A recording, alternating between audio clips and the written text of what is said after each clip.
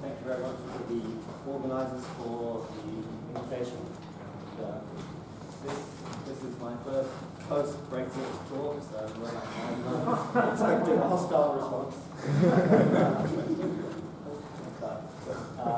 Apologies for keeping you all in the dark about the talk title. I was unsure about whether to talk about this or something else until I read it on the plane to my photo. So, but in the end, I decided that this I think is has some. So we have some connection to Wolfgang Meyer, partly indirect through Eschenberg and Christoph Bohm, I would say. And then also some of the locals, in particular Podesta and Spur, also play a key role at some stage in this, so it seemed an appropriate talk. So hopefully Einstein is clear to everyone. Nearly Kähler and G2 cones are something that I don't assume so many of you are familiar with, so I'm going to spend a little bit of time talking about this. What was sort of known and what the problem is, and the problem that we solve. So I want to just say, there are, I think Simon Salomon later on will possibly talk about things related to G2, but since this hasn't appeared so far, let me just give a quick reminder. So one way to think about the complex exceptional Lie group G2 is to think about this exceptional norm division algebra of the octonions to look at its automorphism. A different, apparently unrelated way at the beginning to think about it is pick the right kind of free form. Sort of, if you pick a generic free form, then 50-50 chance, then this will be G2. Otherwise, it will be a split form of G2. And what's the relation between these two? So one way that I like to discuss it, because it makes things more analogous to the geometry of quaternions, which we're probably a lot more familiar with, is to think about it in terms of cross products. So we're used to defining the cross product on R3 by thinking of it as the imaginary quaternions, and then taking the quaternionic product and taking its imaginary part. So I can get a cross product on R7 just by thinking of it as the imaginary octonions and doing the same thing. And the non-associativity does not really harness here. So R7 has this very natural vector cross product that is essentially as nice as the one on R3. But I've also, because it's a norm division algebra, I've also got the inner product, and so out of this cross product, I can build a trilinear form by just taking the cross product and taking its inner product with a third vector. So this is actually completely alternating, so it's a free form, and so out of the cross product, I build this free form, and this is an example of such a generic free form. So that an alternative way to say G2 would be to say it's the subgroup of the general linear group that preserves this particular free form. And so it's a non-trivial statement this way, but I mean it's clear with this definition that it would be a subgroup of SO7, but it's not so clear that requires a proof. So this was the point of view that Robert Bryant made popular in his fundamental work on exceptional holonomial G2 in the middle late 80s. So I think Robert would argue that G2 is not really an exceptional group, precisely because it's stabilized by, I mean, it's almost a classical group because it occurs as a stabilizer of free form. So my main interest in G2 is because the group G2 can arise as the holonomic group of irreducible, non-locally symmetric Riemannian manifolds. So this is a long story with going back to Bourget in the mid-50s, who showed that the list of possible groups that could arise for such a thing was rather small, and then it was a long time before one knew whether or not it actually did arise, and that was Robert's Annals paper in 1987, who showed that in fact locally there are many such things using methods from exterior differential systems. Soon after, Robert and Simon Salomon, who I think hasn't arrived yet, gave some explicit compact and non-compact examples by exploiting symmetries, and then sort of the final step in a hierarchy was fundamental work of Dominic Joyce in proving that there are compact manifolds with holonomic group G2. So one part of the reason for the interest in this is that turns out any manifold with holonomy contained in G2 is automatically Ricci flat. So there are various proofs, but I think the slickest one is a representation theoretic proof that Robert has outlined. Essentially, there was no place for the Ricci curvature to live. So there are very few known compact Ricci flat manifolds, and even in the mid-70s, there was an open question: are there any that are not flat? So essentially, at the moment, all compact Ricci flat manifolds that we know have something to do with special holonomy or exceptional holonomy. And if you want an odd-dimensional Ricci flat space, then at the moment, essentially, G2 is the only game in town. So the particular aspect of G2 geometry that I want to concentrate on today is, maybe it seems esoteric, but just to look at a Riemannian cone that has holonomy G2. So my motivation for doing that is partly, if you start studying families of compact G2 manifolds, then in a family, then they can degenerate, and by the usual sort of tangent column sort of analysis, then you might want to look at cones that have this property, and then the simplest cones would be just cones that have an isolate as well. So, but it's got connections to things that other people care about for other reasons, and this will introduce this idea of nearly Kähler. So I start with some smooth compact manifold and take the cone over it, so just R plus cross M, end out with its cone metric. So this will, unless this is a round sphere of the right radius, then this is incomplete with a, if you complete it, it's got a singularity at the origin. And if you ask the condition that the holonomy is contained in the group G2, then so I talked about this three-form that is fundamental three-form. So it turns out that one way to say holonomy contained in G2 is that there should be a three-form like that, and it should be parallel, and also its Hodge star should also be parallel. But in particular, because it's parallel, they should both be closed. So now, if I'm on a cone, then I can sort of write my three-form.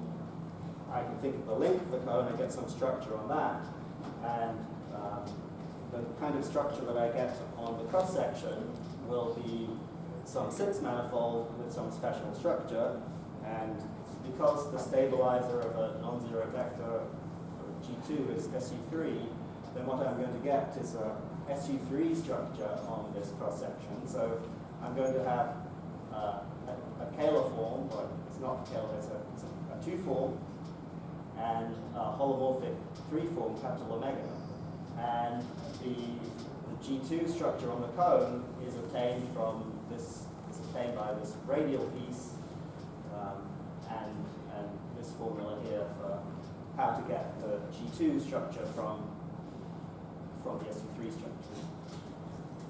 So anytime I have a SU3 structure on a 6 manifold, then I'll get a G2 3 form, but in general it won't be, both won't be closed and co-closed. So if you just write down the conditions that they be closed and co-closed, so literally just differentiate these, then you will immediately get the following equations. So first of all, so omega is not going to be a symplectic form. So it's not, d omega is not 0. Instead, it's 3 times the real part. So then also we could think about this omega. If this were, say, a Calabi-Yau, then this would be closed. But obviously, from the first thing, the real part is closed. But now the imaginary part, d of the imaginary part, is instead minus twice omega squared. So this is neither an integrable complex structure nor a symplectic manifold, but it is a so-called, it is nearly Kähler. So I'll call this differential system NK, and so a 6 manifold endowed with an SU3 structure satisfying those equations is what I would call sometimes you would want strict nearly Kähler 6 manifold. So I take this point of view because it's crucial to what we do. Of course, one can talk about nearly Kähler from other perspectives, and so let me say that again in a moment. So, but in particular, so we said a G2 manifold is Ricci flat. So then if I pass from a cone to its cross-section, then the cross-section will be Einstein with positive scalar curvature. If I take the cross-section of 1, then scalar curvature is 30. In particular, if M is complete, then it has to be compact and it has finite fundamental group. And so throughout the rest of the talk, I'm just going to assume simply connected by just passing to its universal cover. So the other 2 ways that I could be talking about nearly Kähler 6 manifold, so in 6 dimensions, there's a way to talk about everything in terms of real killing spinners. That's related to the fact that on the cone, instead of talking about parallel forms, I could have talked about a parallel spinner. And in n dimensions, I could have talked about nearly Kähler in terms of Gray, Varela, classes of almost emission manifolds. But nearly Kähler geometry in 6 dimensions has a peculiar flavor, which is sort of apparent in various structural results or general nearly Kähler manifolds. And so throughout, we're going to use this characterization in terms of this SU3 structure satisfying these equations. So, so there is quite a well-developed theory of nearly Kähler manifolds, but the main drawback in 6 dimensions is there are 4 examples. So, so by the end of the talk, then I'll be able to give you 6 examples, but 2 more. But so what are the known examples? So obviously, if I just think of R7 and just think of that as a cone, then its link is the 6th sphere sitting inside the imaginary Hamiltonians, and then so this standard almost complex structure on the 6th sphere is an example of a nearly Kähler structure. And the precise history of this is still not I haven't found a definitive first reference, but certainly around 1947 this was already written. For example, in work of Haskins and Differential. But if anyone can tell me an earlier date and a reference, then I would be happy to hear. So another connection to at least one of our audience members is in the late 60s, then Ray and Wolf were working on classification of sort of generalizations of symmetric spaces. So in a three-symmetric space, then instead of an automorphism that's an involution, then you have an automorphism of order 3. And in 6 dimensions, there are the following compact 3 symmetric spaces. So S3 times S3, CP3, and this flag variety F3. But any 3 symmetric space, there's a homogeneous almost complex structure on, so you factor out, split sigma cube minus 1, look at this kernel of this, and then now just using the fact that you're on the kernel of this, look at this J here. Using the fact that you're on here, expand and you find that J squared is minus the identity. So you always have a homogeneous, almost complex structure, and in these cases, it actually is nearly Kähler in the sense that I talked about earlier. So we have four examples, all of which are homogeneous.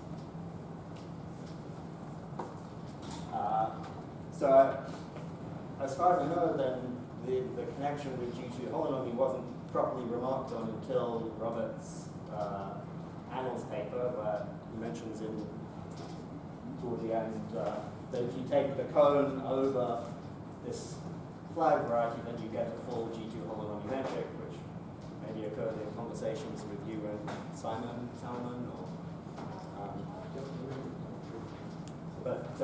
so even though this predated it, then the connection to G2 holonomy was sort of slow to percolate. And as I said, part of the motivation for this is to use these G2 cones as models for isolated singularities of G2 holonomy spaces. And if you're thinking from this point of view of singularities and cones for other special holonomy, then it seems a bit strange the scarcity of G2 cones. In particular, if you look at instead Calabi-Yau, so holonomy SUN, or hyper-Kähler, sort of refinement of this with holonomy the SPN, or even this other exceptional case of spin 7, in all of those cases, then there are, by now, infinitely many such cones. And so you sort of wonder why there are so few G2. And to start from this point of view, then you are naturally led to try and find them. On the other hand, so another way to think about these two cases here is that they arise as the twistor spaces of CP2 and S4 and CP2. And so if you use the Eel-Salomon almost complex structure of the twistor space, every time you have an Einstein self-dual 4 manifold, you get a nearly Kähler 6 manifold. Unfortunately, Hitchin tells you that the only such 4 manifolds that are compact complete are S4 and CP2. So even though there are lots of if you move to the orbifold world, there are lots of those things, and they won't give rise to smooth nearly Kähler things. So there's some sort of tension between understanding are you tending towards the rigidity question? Could these be the only examples, or does it look like one of the other special holomies? There should be lots. So, I mean, the most basic question would be even just, well, did we get all the homogeneous examples? And so even that was only settled relatively recently. But really the only subtle case is this case. And I won't really say anything more about that apart from just to say eventually the answer is these are the only homogeneous ones. And so then the first questions would be, well, even as a local question, how many of these are there? Is this a problem that's too rigid even locally? And the answer is no. So there was some work of Simon Salamon's student Reyes carrying on in his thesis in the early 90s, but much more generally, I mean, more general than this nearly Kähler, Robert again using Cartan-Kähler theory showed that in fact this local generality is the same as for Calabier threefold, so locally there are many of these. So the question really is a question of differential geometry in the large. It's a question of are there complete examples that are not homogeneous? And this was one of the sort of anomalously outstanding special exceptional holonomy questions that were still left. So the main theorem, and this is joint work with Lorenzo Foscolo, who's a postdoc at Stony Brook. So this is another connection to Wolfgang. So there exists a complete inhomogeneous nearly Kähler structure, both on S6 and on S3 times S3. And the rest of the talk is aimed at explaining our proof. So in fact, the proof goes the other way around, that it first shows the existence of 1 on S3 times S3, and it actually uses that in an essential way to prove the existence of the 1 on S6. So, a little surprising, but so there are two, to me, natural strategies that you might think about to try to find nearly Kähler 6 manifolds. So we know we've got all the homogeneous ones, but again, there's nothing that forbids us from having just a little bit less symmetry, in particular to have, say, a group acting with codimension 1 orbit, so a homogeneity 1 6 manifold. So this is very different because if we're doing Ricci flat thing, compact Ricci flat things, then I can never have continuous symmetries. But because I'm doing positive scalar curvature, then this is not forbidden. The other thing that sounds completely disjoint from this is, well, there turn out, as I sort of alluded to in this twistor space, there are lots of singular nearly Kähler spaces. And so someone of my persuasion, then anytime I see a singular thing, I want to try and desingularize it. And so can you desingularize some of these singular nearly Kähler spaces? So in some sense, our proof will use elements from both points of view. In the end, these are cohomogeneity 1 spaces, but in many other cases, the cohomogeneity 1 allows you to reduce to ODEs that you can actually solve explicitly. In our case, we can't solve them explicitly, and we have to argue in a qualitative way about things. And from that point of view, thinking about desingularization provides many of the kind of key insights into what some of the things you should do. So, I mean, why are there more singular nearly Kähler spaces? Well, the most obvious thing is just if I took a space with a cone that has holonomy SU3,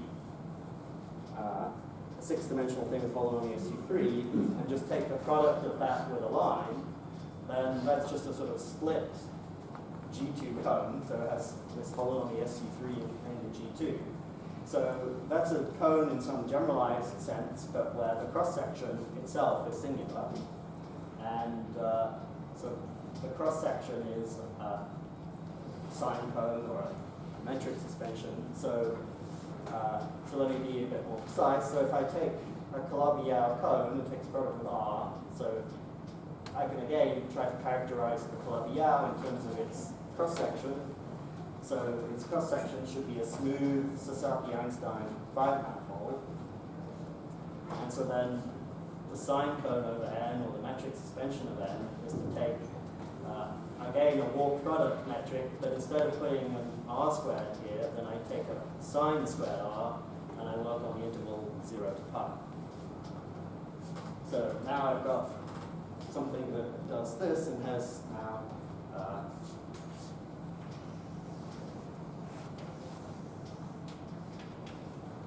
so now I have two conical singularities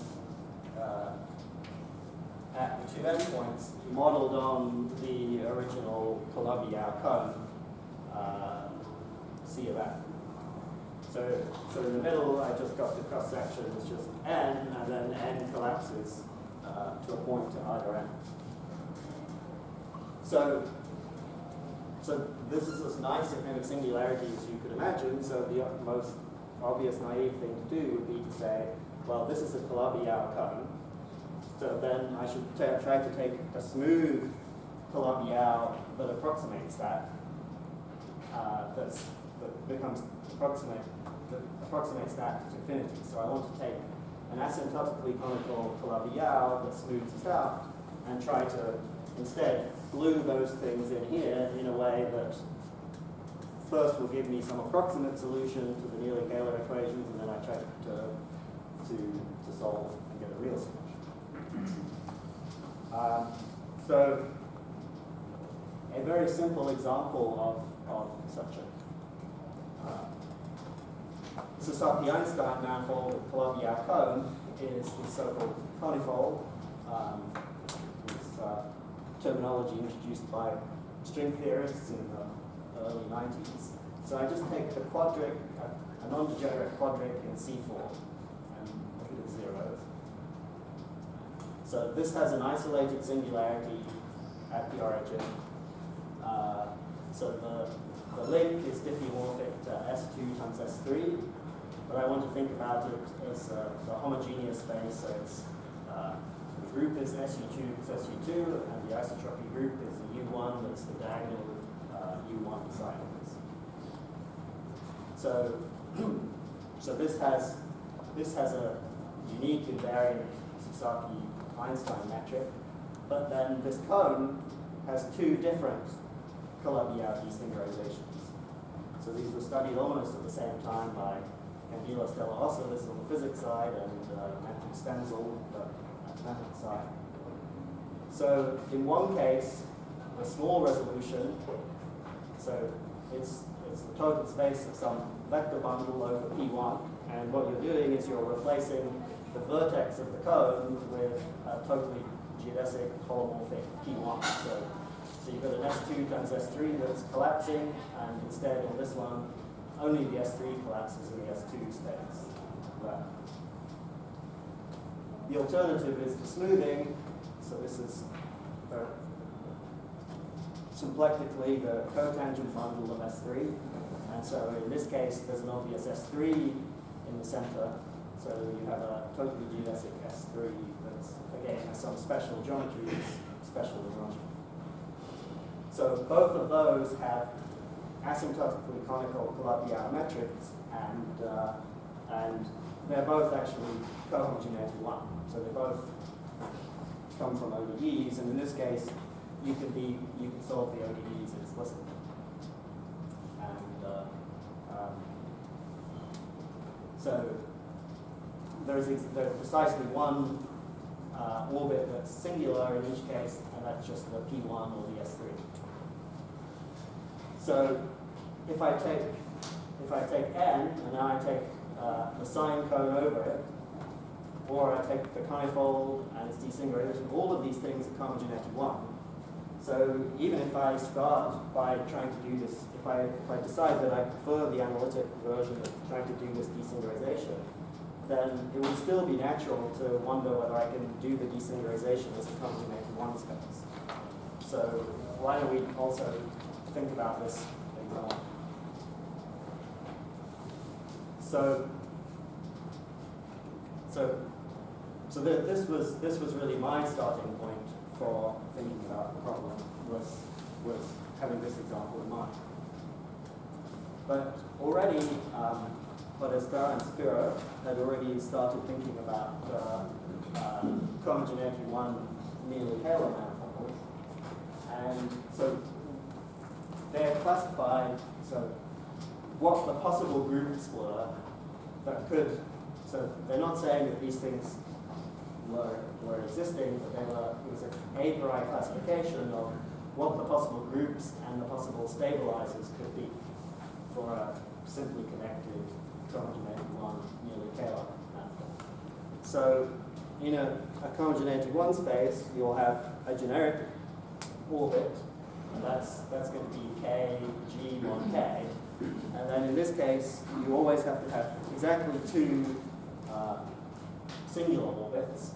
And so then there are 2 isotropy groups that are larger that contain the original one. And then their result here gives a list of what the possible g's and k's and these 2 exceptional things are, and the possible result of the diffeomorphism type, or the G equivariant diffeomorphism. So in all but one cases, the only thing that could occur is SU2 plus SU2, which is the thing that occurred in the sine curve construction. The one at the bottom is SU3, but what it turns out in this case is, well, again, if I take the sine cone of S5, that's S6, and it exactly realizes this possibility, and it's the only thing. So this thing happens, but it's boring. So if that doesn't happen, then you're in this case SU2, SU2, SU2. You always have the same principal orbit type. The difference is what the exceptional orbits are. So to get S3 times S3, then both exceptional orbits are S3. So it's an SU2 plus SU2 monodiagonal SU2. In S6, then you have one orbit that's an S3 and the other orbit that's an S2. In CP3, you have 2 exceptional orbits that are S2s, and S2 times S4 is also possible. It depends how you glue in the middle. So that corresponds to, so there's a sort of explanation of this from the sine cone that we've got the sine cone, and now we've got 2 calabi-Yaos that we could try to glue in here, one which replaces this with an S2, or one that replaces it with an S3. I've also got a choice to make there. And then if I make all of those possible choices, then I get this thing here. So in the end, if you just start purely from the homogeneity 1 point of view, then it sort of matches up nicely with this sine cone point of view. So this is not how Podesta and Spiro did this, which was to use homogeneity 1 technology to say, the group diagrams have to have these properties, and because it's nearly Kähler, G has to do this and that. The answer in the end, though, is the only thing you can do is start to look at these type of examples. So let me now try and, so we're going to concentrate just on this particular, the sine cone where the Sasaki-Einstein is this S2 times S3 with its homogeneous Sasaki-Einstein structure. So let me try and outline a rough outline of the proof. So we need to do something local to start with. So we want to understand in the neighborhood of a principal orbit, what's the geometry look like? And This was also studied from a slightly different point of view already in a second paper of Spiro, but we took a slightly different approach, which turns out to be useful later on. So, in the approach that we want to take is just to say, well, study the geometry that's induced on a hypersurface, characterize exactly what those things are, and then understand how those vary if you want the whole thing to be nearly Kähler. So this decomposes into a sort of static type that sort of says what's special about the structure of the hypersurface you get and how does it evolve. So, so the answer is you're going to get, so in the same way that we passed from G2 to SU3 by going to a hypersurface, then when we pass to a hypersurface in something with a SU3 structure, because the stabilizer is SU2, we're going to get some SU2 structure on it. And it's going to be invariant because of our cohomogeneity 1 assumption. And because we're working on a nearly Kähler thing, then it's got very special torsion, and so that will force this SU2 structure to have very special torsion. And so there was a name for that nearly hypo that originated with Marisa Fernandez and collaborators, but hypo SU2 structures were something that Conti and Salomon originated, and this is supposed to conjure up this nearly Kähler generalization, although it's a bit much to have both nearly and hypo together, but the terminology already seems to be in place, so we just took it. So what you want to do is to understand the space of invariant nearly hypo structures, and it turns out that this can be identified as a connected open subset of the product of a circle and this connected component of SO12. And the S1 factor will correspond to some obvious continuous symmetries of the equations. And so for most purposes, this S1 factor can be modded out, but sometimes that gives you some residual finite action, which isn't good. So, so we've got these sort of first order, the nearly Kähler thing is the first order equation. So if I tell you a nearly hypo structure in SU2, then I can locally, I'm going to, so mod out, so forget this S1 because it corresponds to things that are the same. So there's a three-dimensional family of invariant nearly hypo structures. But now, a cohomogeneity 1 nearly Kähler is going to be a one-parameter family of invariant nearly hypos. But once I've picked the nearly hypo, my evolution is going to actually be forced, and so there's going to be so the dynamic part is you get some ODEs, but they're first order ODEs with respect to this sort of point of view, and so you get some explicit ODEs for a curve in this space of invariant nearly hypo structures, and as a result, immediate consequence, there's a two-parameter family of local cohomogeneity 1 nearly Kähler. So, so as I said, this was first observed by Einstein and Spiro, but from a different point of view. Now, as I said, unlike, for example, a case studied by Conti for cohomogeneity 1 Sasaki-Einstein 5 manifold, we don't know how to solve, we don't know how to find explicit solutions, general solutions to this ODEs. There certainly are some explicit solutions because of the 4 known homogeneous spaces, then you can try to look for subgroups inside of the full isometry group that instead act with cohomogeneity 1. And apart from the flag, all 3 of those do arise, and so we must be able to get explicit solutions corresponding to the round metric on L6. and the standard nearly Kähler metrics on CP3 and S3 plus S3. So there are special explicit solutions, and they have some geometric significance, and they do play an important role in our proof. But in general, we don't know how to solve it.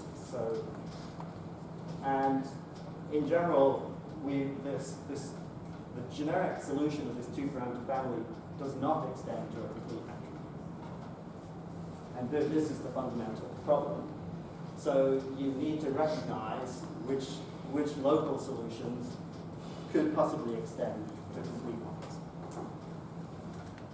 So it's convenient to split into two steps, one of which is sort of a little bit more standard, and then the second one is where most of the difficulty lies. I mean, the first one, there's work to do, but you know what work you have to do. The second one, you don't know what to do until you're there and grappling with the problem.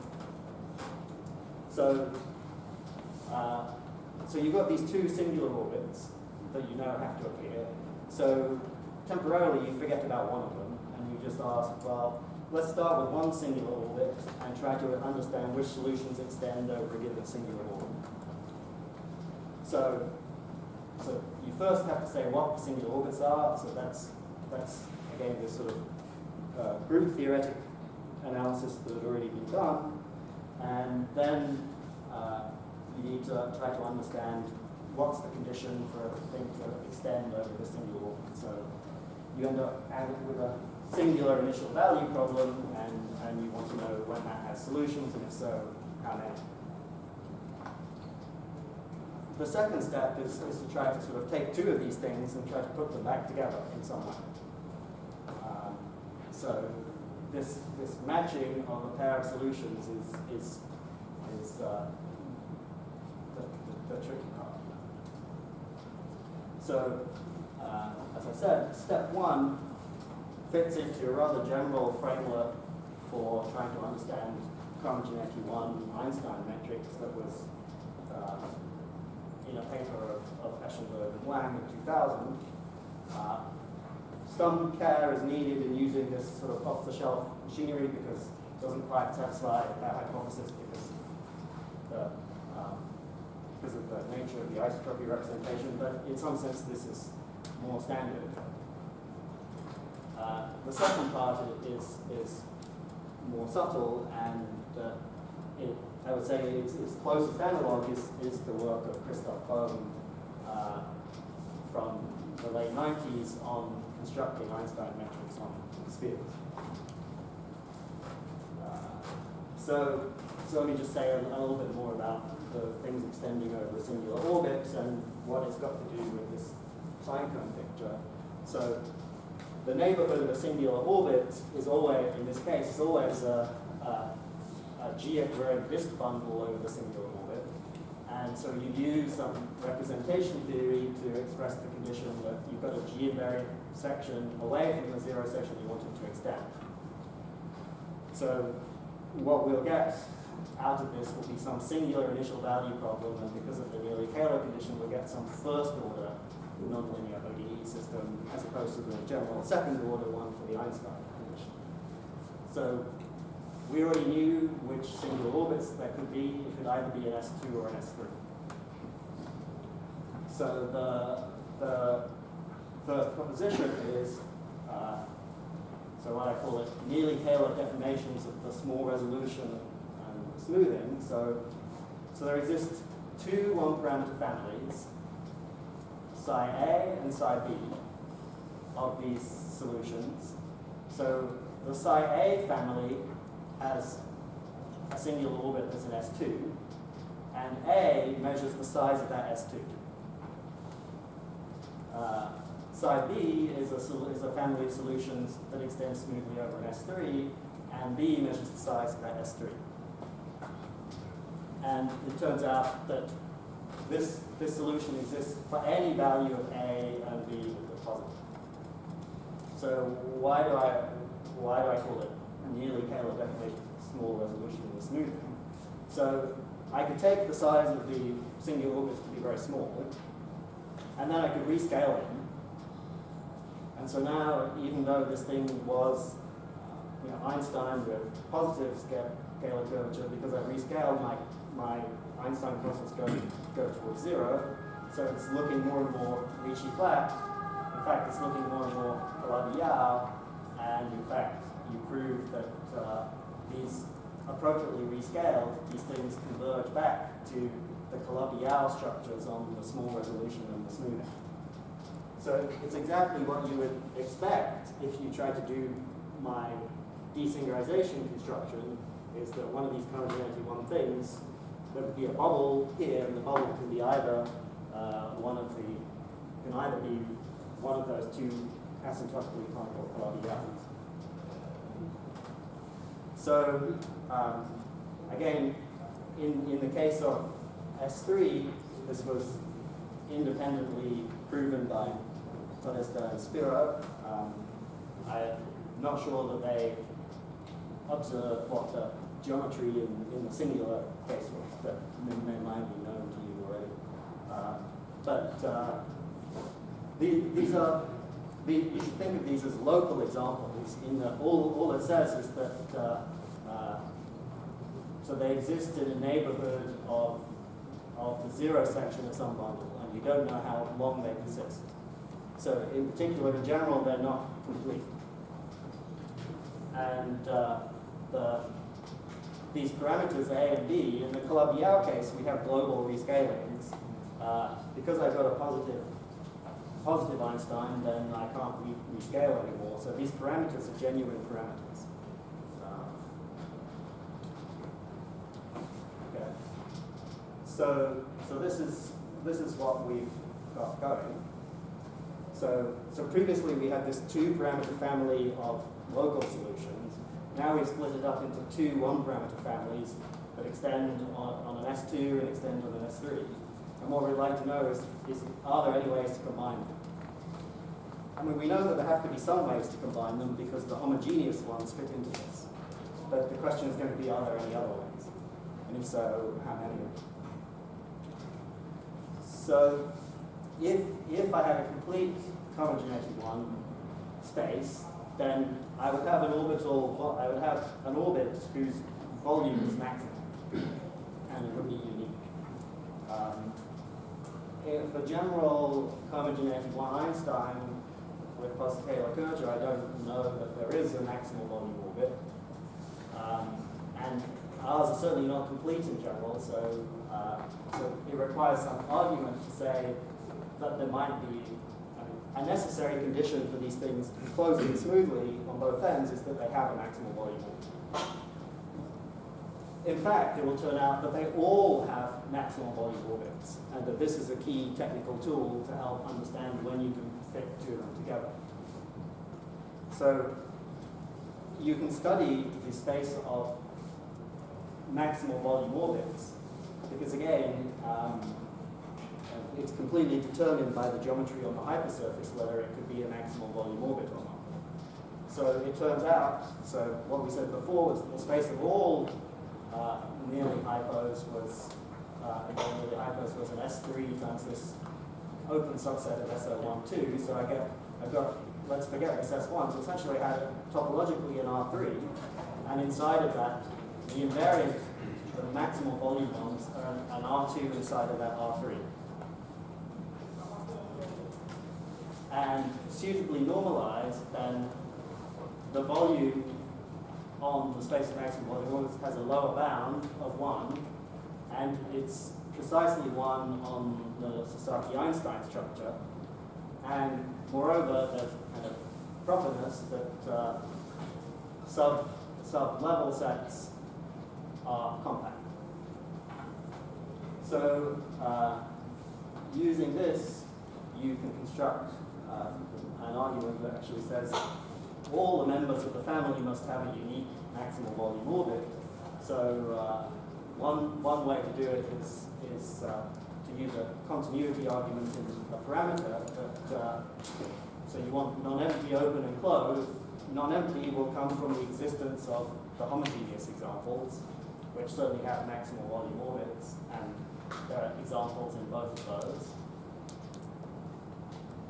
Open is there's some non-degeneracy that's sort of lurking around, and so non-openness is relatively straightforward.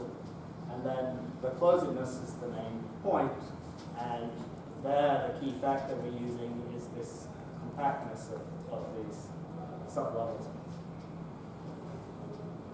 plus sort of some standard ODE theory and comparison theory. So this is the proof that we presented. In fact, when I gave the talk in Munster, then we had a discussion with Burkhardt, and in fact, there's a different proof that uses essentially the fact that it's a first-order system and analyzes the behavior of Jacobi fields and that works in a somewhat more generality.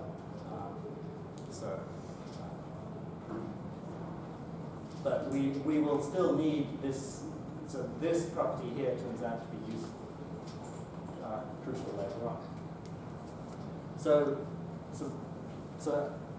that doesn't rule things out now. I mean, previously we said, well, if it didn't have a maximal volume orbit, it definitely couldn't give rise to a compact complete thing. But they all have maximal volume orbits. But so what that means is you've got this local solution. It starts off at a singular orbit. Something eventually goes bad most of the time, but it doesn't go bad until after you've gone past this maximal volume orbit. So what you can now try to do is to match pairs of solutions where you use the maximal volume orbit as a natural way to sort of split them in the middle, or join them again in the middle. So what we want to do is we want to match pairs of solutions across their maximal volume orbits, plus there's some discrete symmetries that you get to use. So what we have is that, so we've got these family of solutions with an S2 singular orbit and an S3 singular orbit. They both have maximal volume orbits, so they each give rise to a curve in the plane, which I call alpha for the A and theta for the B, that parameterize these maximal volume orbits. And in this picture of the maximal volume orbits as the plane, then these discrete symmetries correspond to reflections along the axes.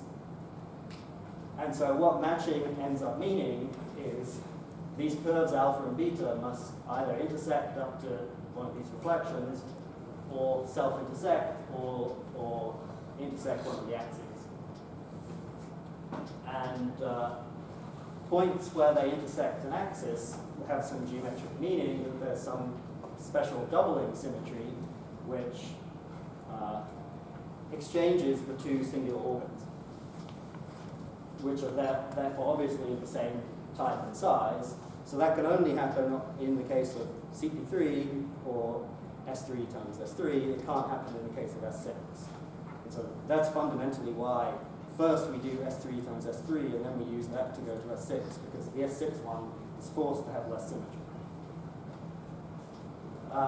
If there were intersection points of the alpha curves with the axis, then it would give you either one of these two cases, S2 times S4 or CP3. The beta curve with either axis, both of those give you S3 times S3, and then where alpha and beta curves meet up to reflections, those would give you an S6. So to understand whether or not there are new complete current in 81 nearly Kähler metrics is the same thing as asking how many axis crossings or intersection points or self-intersection points do the curves alpha and beta have. So, okay, well, there's just a couple of curves in the plane, so how difficult could this be? But we've evolved from this singular orbit away into the middle, and we've got very little control by doing that. So what do we do? So we know a few points on the curves because of the standard examples. So as I said, CP3 will give you, and these will give you points on the alpha and beta curves that meet the axis, and S6 will give a point of intersection between the alpha and the beta curve. So what about this guy? What about the sine curve? So again, what what you might hope, based on this sort of desingularization philosophy, is, well, you should look at what happens as the parameters alpha and beta go to 0.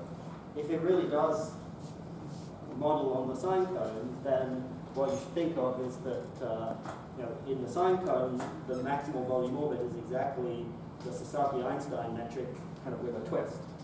So, and that's the minimum volume orbit thing in the space of all maximum volume. So what you think is that both of these curves should actually limit to the origin in the plane.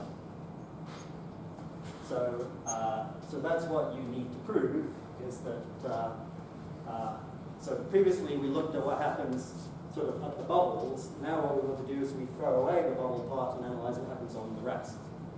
And so on the rest, then it should converge to the sine curve.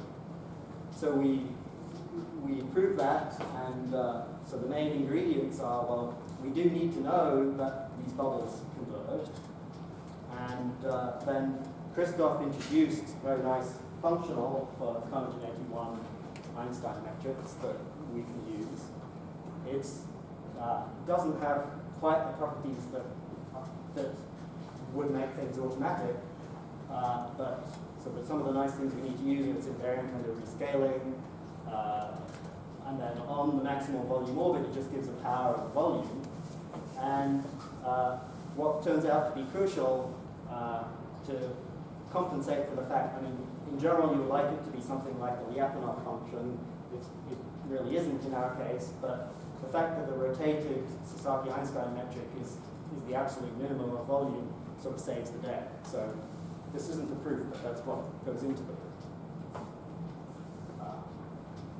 So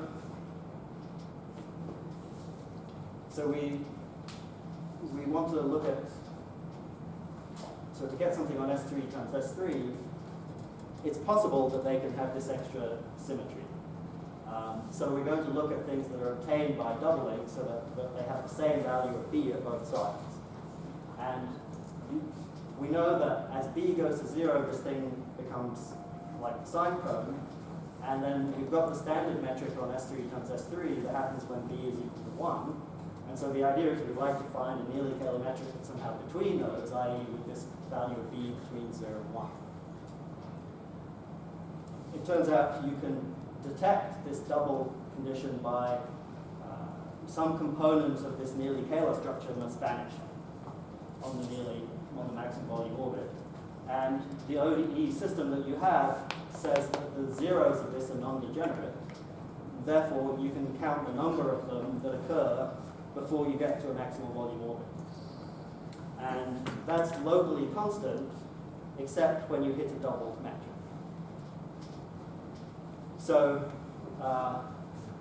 because we know the explicit solution, we can compute what the value of this is on the standard example. And so if we could show that for B less than 1, this thing is at least 2, then we'll be done. There has to be a jump, and therefore there has to be a double thing in the middle. So what we want to prove is that this is at least 2 for B sufficiently small. So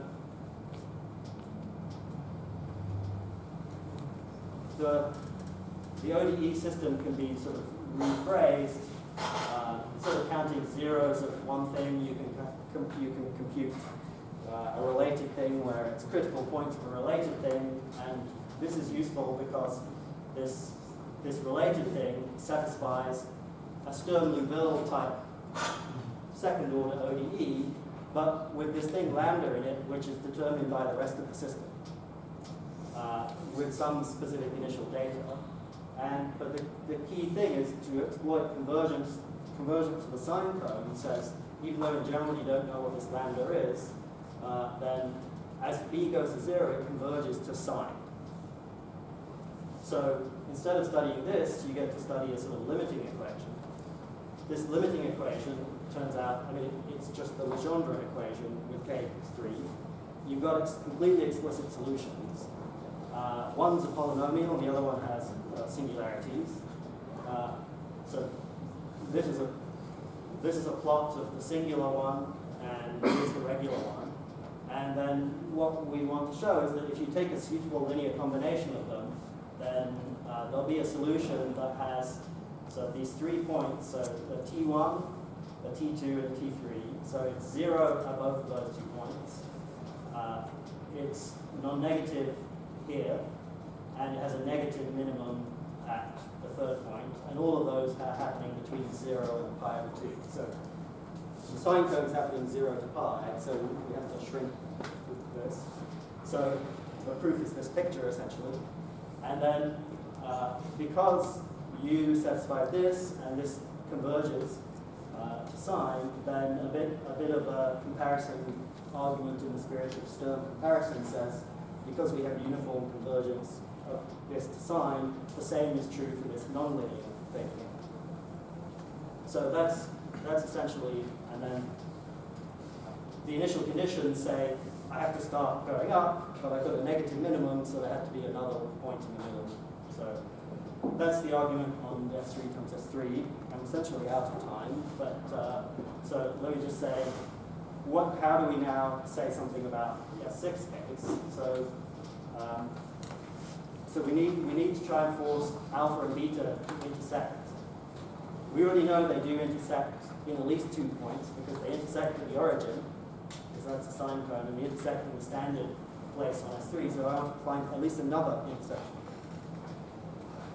So now on the plane, it turns out, so we've got 2 points on the axes.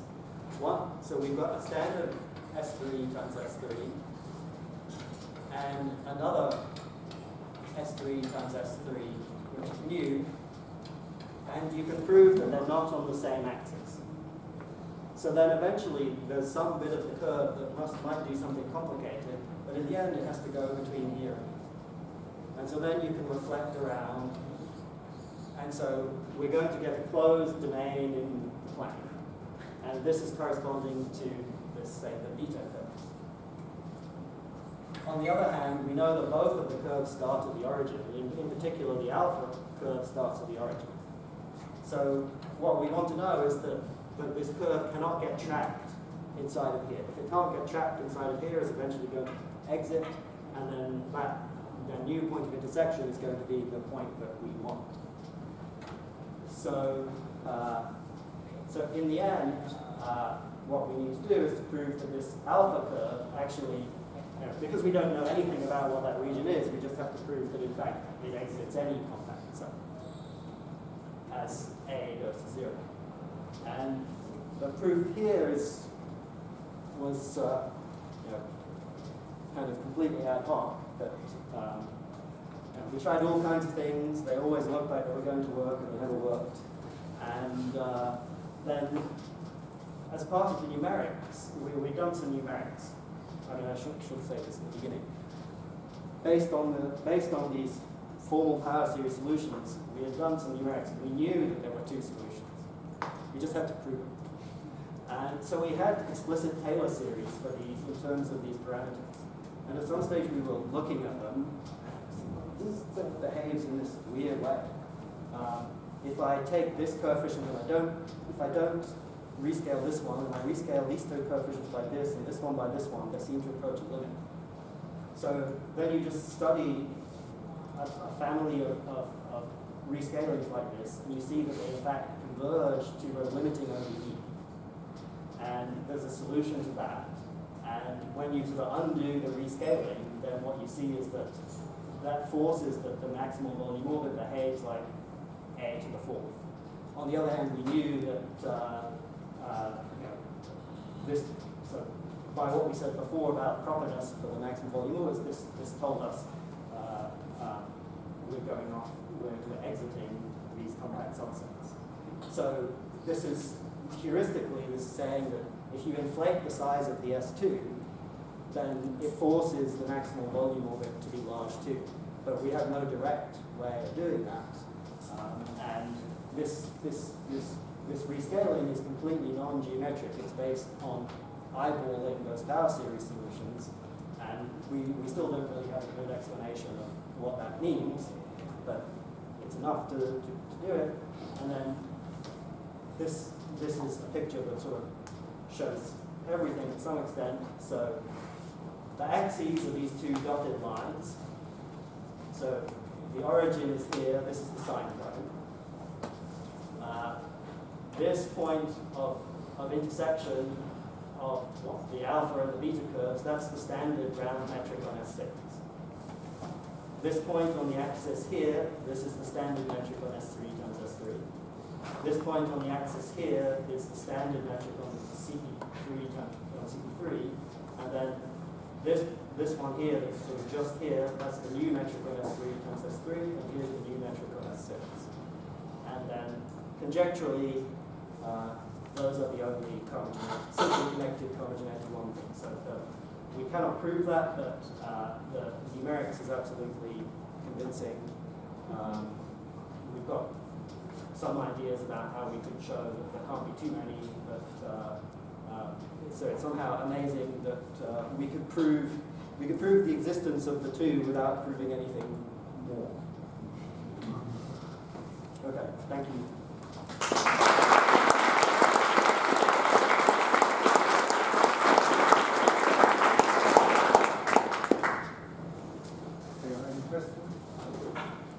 If you try to deform these metrics among nearly metrics without the homogeneity of one group action, do you have any feeling or evidence about what happens? Are they rigid or? Well, so I don't really have any good feeling. I mean, Lorenzo has already shown the deformation theory need not be nice in that, so it had been an open question for a while. Take one of the homogeneous examples. What are their deformations? So Morianu and Semmelman had computed what the space of infinitesimal deformations was using representation theory. The only case that has non-trivial infinitesimal deformations is the flag, and but there were no obvious deformations around. The question was, are they obstructed or not? And earlier this year, he proved that all of those are obstructed. So even in the homogeneous case, even if you've got infinitesimal deformations, they may not integrate. Right. So there's more that I could say, but just as a warning that thinking of them as like Calabi-Yau may be too naive, and shit happens.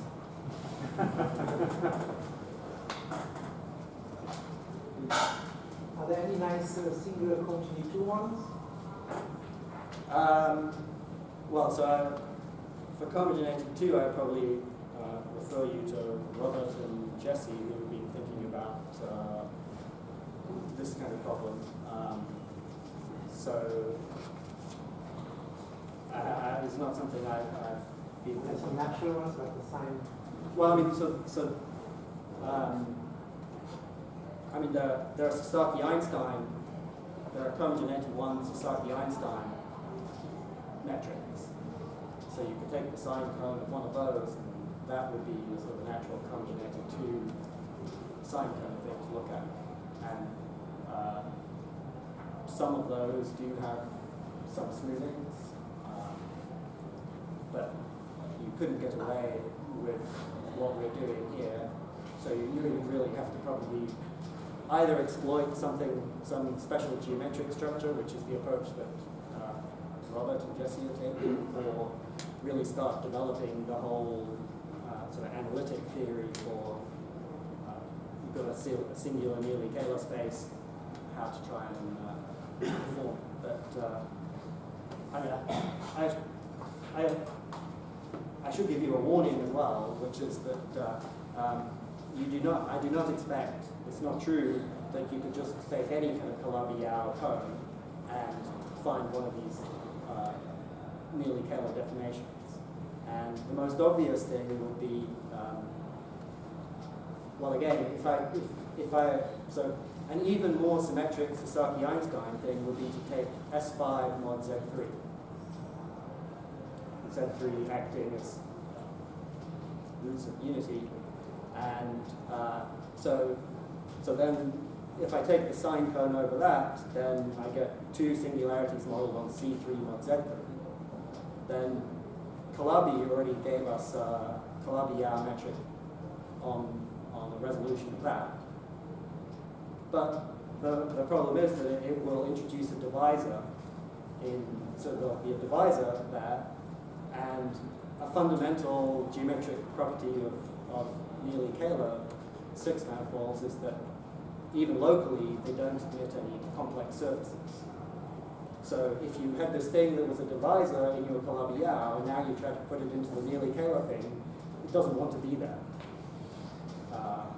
So the fact that we chose resolutions that are either small or we chose it as a deformation is sort of more or less a necessary thing. So it's somewhat subtle as to which Calabi-Yau things you might be able to take nearly Kähler versions of.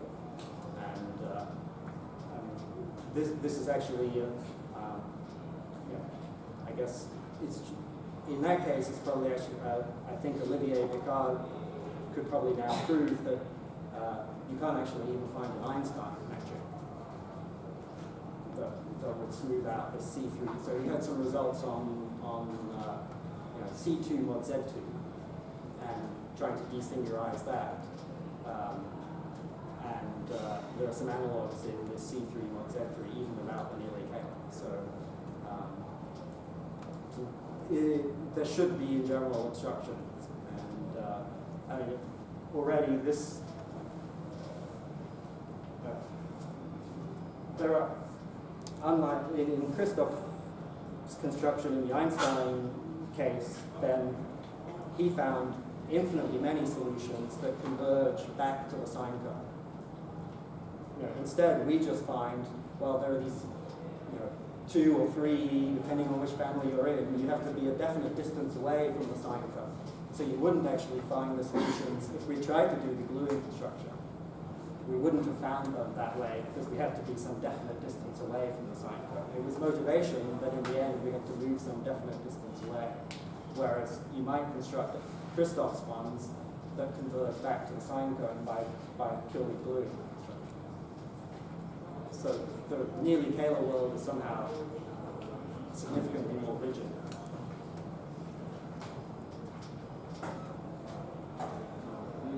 Any other questions or remarks? Okay, because Spencer is very good.